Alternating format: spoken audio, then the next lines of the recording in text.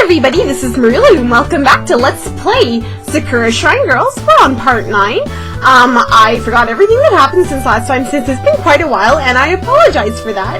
I actually had, I'm in university, right? So we had final exams, and priorities led me to have to put a large chunk of time into studying, so I apologize for that, and that's why there's a little gap in the videos, but we're back now, and it's Christmas time, so I have the Santa hat, the green hair, so I hope you enjoy the videos with a little Christmas theme, and anyway, I hope I can, remember all the voices, the stupid voices that I was doing for these guys, so, anyway, here we go, so. I'm heading to school a bit early today. Grandpa got me up at the wrong time. He brushed it off, but I think he might be just getting a little bit senile. Oh well, everyone makes mistakes. I shouldn't be too harsh on him. It's hard to imagine that he was just like me once, dealing with similar problems to mine. I suppose that's just how it is. Not having much to do, I decided to wander around for a bit. As long as I keep an eye on the time, everything should be fine. The coastline stretches out, its water sparkling with the shining rays of the sun. The waves sound like they're speaking. Come to think of it, I haven't actually gone to the beach since I arrived here. With all the chaos I'm dealing with day to day, I suppose I simply didn't have the time for it. One thing about living on the coast that you wouldn't have is that you wouldn't go to the beach every day. I would. I would be there in the sun all the time, but I mean, I know I say that, but probably if I lived there I wouldn't, but I'm so jealous. I live in the center of Canada where there's nothing. There's nothing here except for ice, and that's it. Just cold and ice. That's where I live. I don't know why I live where the air hurts my face. It would probably lose its novelty pretty quickly. I look out to the waves and feel growing temptation. Why not? Might as well feel the sand between my toes. I'm jealous. Slowly taking my shoes off, I take a single step on the sand. It's surprisingly pleasant. I didn't even realize how sore my feet were. Now I'm really super jealous because it's super cold here. I can hear the whispers of the spirits here. The ocean is teeming with life. Just listening to the gentle, pleasant melody as it plays out in front of me. It truly is sublime. I sit down, watching the waves roll gently onto the shore. There's no one else around right now, letting me have an unobstructed view of the ocean. I wonder what Nayoko and Kayo would be doing right now. Where are they staying when they are staying at their shrines? What exactly do they do to pass the time? Even Kayo would get bored from sitting there for too long, wouldn't she? Nayoko would probably be content to laze around into the sun until it was time to go. The two of them are far too mysterious for me to comprehend, but they look enough like normal girls, I suppose. It's then that I see someone in the surf. I guess I wouldn't be the only person here. Wait a second. No, don't tell me. I see a pair of white fuzzy ears sitting on top of her hair. And it's then that she sees me too. Oh, Toru! Nayoko comes bounding out of the surf wearing a bikini, which leaves little to the imagination. You don't usually leave the house until much later. Why are you awake so early? Please, Nayoko. Kayo appears to swear. Her swimsuit is completely dry, just like my mouth at the moment. It was the last thing I was expecting. Seeing these two dressed this way is like taking my breath away. Calm down, Toru. Just clear your head. I was observing him and he appears to be enjoying some time to relax. There is no need to bother him right now. I shake my head. No, it's not a problem. I was just a little surprised to see you both here. Really, I am surprised. I imagine the two of them only went to school together because they were stuck in the same class. They wouldn't both be here if they had not agreed to be here. You look cute, Nayoko. This is a good look for you, Kayo. Well, I like Kayo more than Nayoko. Nayoko's cute, but I'm a Kayo kind of person, so I'm gonna say this is a good look for you, Kayo. This is a different look for you, Kayo. But I think it looks good. Do you really think so? I actually am really embarrassed, but if you like it, that makes me happy. Nayoko's tail is standing up, showing off just how happy she is. The warm waves, the fish, the sand? I love all of it. I swear that I can hear her purring. The beach is so warm. It's like having some kind of sun amplifying machine. I must admit, the warmth of the sand is rather pleasant on my skin. You're no fun, Kayo. You haven't even tried to get in the water. Come on, get in. I am more content to remain here on the sand, thank you. As you might guess, I am not fond of water. Nayoko pouts like a spoiled child. This is why I can't take you anywhere. This is why we can't have nice things. You're always such a killjoy. Hey, it's fine to enjoy the beach without getting in the water, you know. I'm kind of that kind of person, like, I'm scared of the beach. I don't care to go very far in the water, because I'm always scared of, if I can't see the bottom, I get terrified, and the ocean scares the shit out of me. You would never catch me swimming in the ocean. But I don't live anywhere near either sorts of those, like, oceans or something. I went to Florida once for a long time, and the ocean wasn't for me. I was like, swimming pools, please. Anyway, I'm surprised that Nayoko is so willing to get into the water. I know they're spirits, but they're also cats. So wouldn't a little bit of feline instincts and preference be part of their thought processes? I don't know. I think it's one of those things that I should not just think too much about. I guess so. But you're missing out, Kaio. Kaio slowly picks herself up. I suppose I can try it. Wait, really? Nayoko looks shocked. Yes, I might as well. She slowly walks up to the water. Also carefully, she puts one toe in it. Not wholly unpleasant. She begins to walk deeper into the water until it reaches up to her ankles. Nayoko and I just stand there waiting for her to go deeper in. It's an awkward moment or two before Nayoko finally decides to say something. You're only going in that far? Do you expect me to completely submerge myself? That's not exactly a reasonable request. But that's the point of being at the beach. If you aren't going to swim, what's the point? Come on, just let her enjoy it the way she wants to. I lean in next to Nayoko. She tried out something new. That's a big step, don't you think? I guess so. So just let her ease into it. Nayoko seems reluctant, but she doesn't say anything else. We have some time before we go to school, so let's enjoy this while we can. Despite herself, Nayoko smiles. I agree completely. Well, getting to watch these two play in the water while wearing bikinis, there's definitely no reason to complain. Class came and went without much fanfare. Compared to what I saw on the beach, it was all very forgettable. Toru? Yeah, is something wrong? You've just been looking really happy today. I must admit, you've been in a good mood since we were at the beach. Did the sight of me in my swimsuit really please you that much? These two are far more understanding of the dynamics than I expected them to be. Maybe the feelings of the spirits aren't that different from humans. Maybe... Come on, I know it's true. Just admit it. I won't say that I disliked it. Aww. Her tail begins to wag from side to side. Stop being such a tease, Toru. You do not need to interrogate him, Nayoko. He will admit that he wishes to of his own free will. It's best not to push him if not necessary. I really don't mind. If I need a priest, then I need to be open to questions. Yeah, see, Kaio? You worry too much about offending other people. Perhaps I do. It was a necessity back at home to be as polite as possible. Well, we aren't at home anymore, are we? No. But we must remember that we are going to be representatives of our house in this land. If we do not carry ourselves with appropriate dignity and grace, then the spirits of this land may openly defy our authority. You don't used to be such a formal figurehead and to be able to lead others. Hang on. Even if you two attend the Ascension Festival, the spirits of this land can still defy you? They can, and it's usually such a messy affair if they choose not to, after all.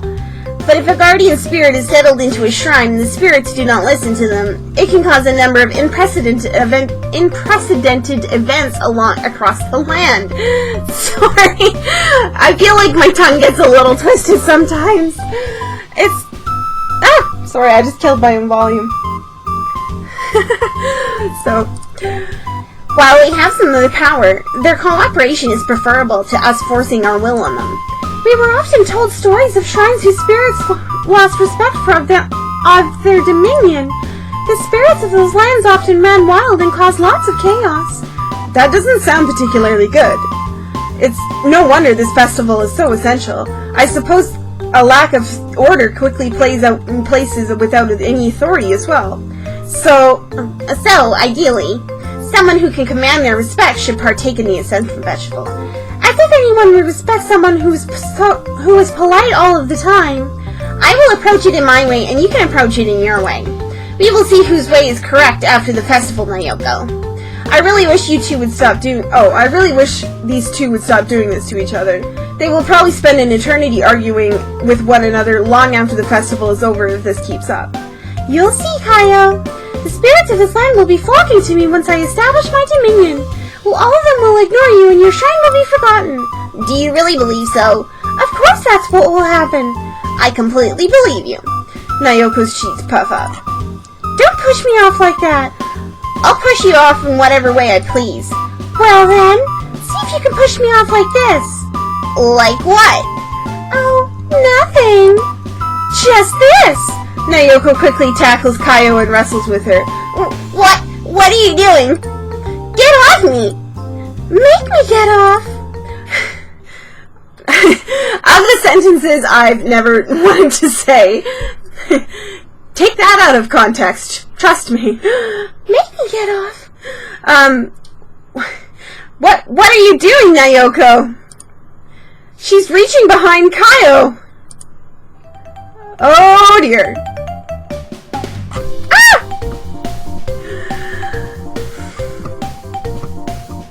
She is licking her tail. Okay, well, I guess that's what cat girls do. Her tongue flicks out of her mouth and begins to lick its way up Kaio's tail.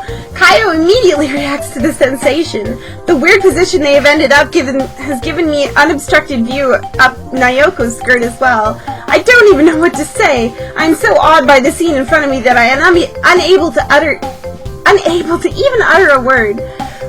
What are you doing, Nayoko? Nayoko doesn't seem to pay her much mind. She begins to drag her tongue slowly up and down Kaio's tail. Every single stroke makes Kaio react suddenly. You know that my tail is sensitive. Nayoko stops for a moment. You know my ears are sensitive too, but that didn't make you stop. She returns to licking Kaio's tail. It erratically swishes around, only held in place by Nayoko's hand. Soon, Nayoko begins running her hand up and down to the tail as well. Kaio's face turns bright red. Stop it! Do something like this. Don't do something like this in front of Toru. You said you were going to push me off in whatever way you want. Try pushing me off when we're like this. Mercilessly, Nayoko continues to stimulate Kaio's flicking tail. The tip of it tries to move away from her tongue. No more! Please let me go! But Nayoko doesn't let go. Without a single care in the world, she holds Kaio in place. This is kind of mean. It's just like what happened before with Nayoko's ears. Are both of these things sensitive for them? Kaio tries to crawl away from her, but she's pinned down by Nayoko's weight. All she can do is try her best to hold out against a merciless assault on her tail. I will have my revenge for this, Nayoko. Mark my words. Still no response. I try to speak out, but my words get stuck in my throat. Oh my god, stop being such a pussy and do something about it, main character. Yeesh. Everything about this scene. Oh, I can't handle it. They're being so sexy. I can't even utter a word. Stupid. Sorry, it's just, it bothers me, okay? It bothers me. Okay, so everything about this scene is completely inappropriate. Yeah, so do something about it. Don't just stand there like a doof. Exactly, I can't just stand here and say nothing. If I'm going to be their priest, then I need to speak with the port authority that even they will listen to. That's enough. Stop right now, Nayoko. Aw, come on, Toru. No, I mean it. Stop doing this right now. Good boy. Nayoko seems reluctant. She goes in for one last lick, but I give her a dirty look. She stops and lets out her heavy sigh. Fine. But only because Toru asked me to. After that particular incident, the two leave in a huff. I swear, this petty dispute of theirs is getting on my nerves. Is it just because of the politics within their house or something? Or are their personalities so far removed from one another that they just can't stand each other? I guess, to be fair,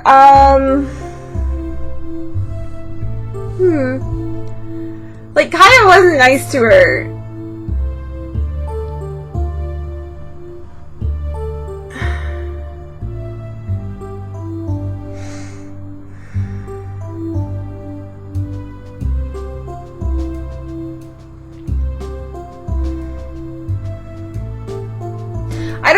know, because they're, like, I'm torn. I really want to say Nayoko was, like, being a bitch, but at the same time, Kaio did the same thing to her earlier, and she was beginning, like, kind of, well, bring it on then, and so she brought it. And she did the exact same thing, so I'm gonna say that Kaio wasn't nice to her. Although, what Nayoko did was over the top, Kaio keeps saying all of these things to her. Either way, I'm going to have to do something to resolve it sooner or later. There must be a reason that these two gates need guardian spirits to rule it. If the two spirits are completely unwilling to negotiate with one another, well, I can't just ignore that, can I? It's my duty as a priest to ensure that this land is prosperous and the spirits that are within it are behaving. I imagine that includes guardian spirits. I decide to hang out in this room after school and just take a moment to collect my thoughts away from everyone else. Thankfully, no one is using this room today, but I have to head out eventually. I guess I may as well head home. I can brood in my room if I have to. There's no sign of either of those cats anywhere. Maybe I will be getting an evening to myself tonight. Welcome home, Toru. Grandpa immediately greets me as I come through the front door. I'm sorry, I can't stop laughing because I had a comment saying that my grandpa voice was really hilarious, and I know it's funny, but I can't do it any better, so... Oh dear. Hey, you look kind of upset.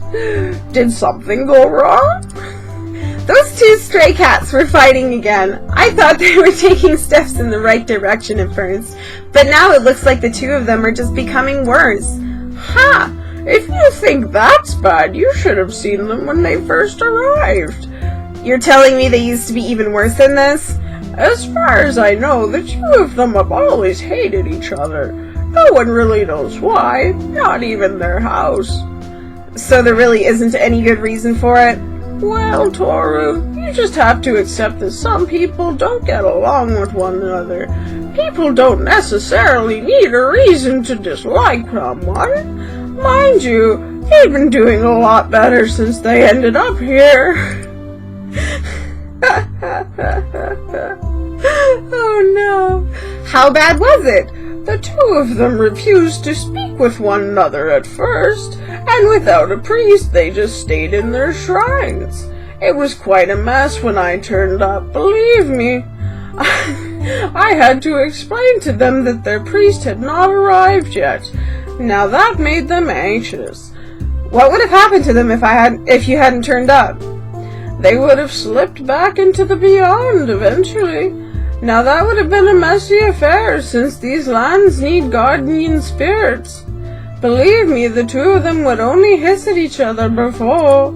The fact that they're even speaking to each other now is nothing short of a miracle. What's even better is now they have a reason to be in the same room together, and you're acting as the mediator between the two of them.